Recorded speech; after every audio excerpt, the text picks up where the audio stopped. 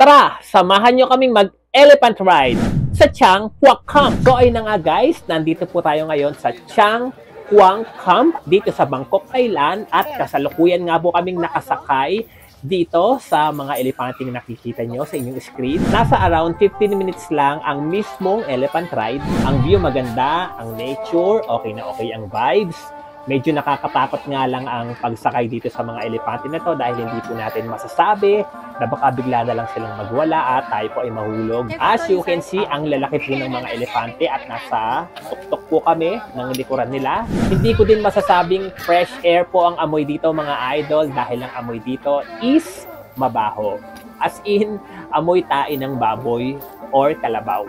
Ganun po ang amoy dito. At syempre, first time kong makasakay at makahawak ng elepante sa buong buhay ko, mga idol. Kaya na-curious ako at sinubukan ko since kasama siya sa aming package tour. Pero guys, honest at real talk lang po tayo ha. Bilang animal lover, syempre hindi ko pinopromote yung mga ganitong activity.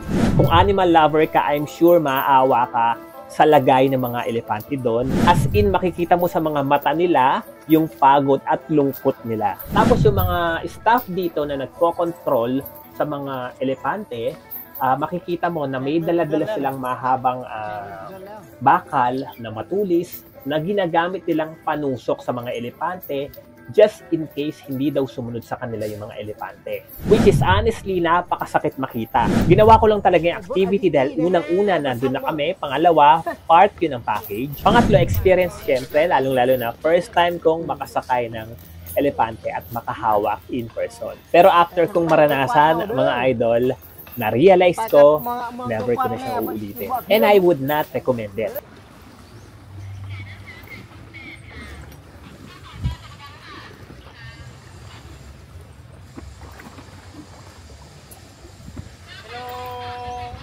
Hello.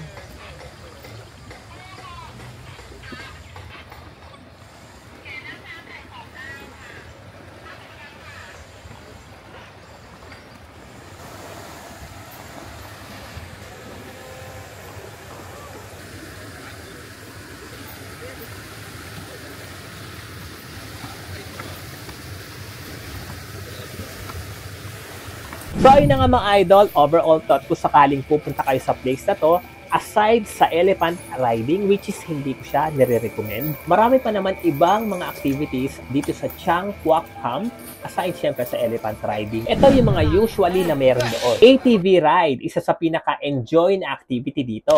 Crocodile show, ito yung mga performers na nagde-demo ng interaction sa crocodiles. Medyo intense ito mga idol. Animal feeding, pwede ka ditong mag-feed ng goats, sheep, elephants, birds, etc. Photo ops with animals, may mga areas dito for photos with tigers, baby animals, elephants, and other exotic animals. Food and souvenir area, marami ding stalls for snacks, drinks, at syempre pasalubong. And that's our vlog for today mga idol. Honest review lang po tayo. Kung nagbabala kayong magpunta rito sa Chang Quoc Camp, mas okay pa rin talagang other activities. Pero as of the elephant ride, think twice. So hanggang dito na lang mga idol. Don't forget to follow, comment, like, share, and subscribe kung gusto nyo ng ganitong klase ng content. Kapong ka!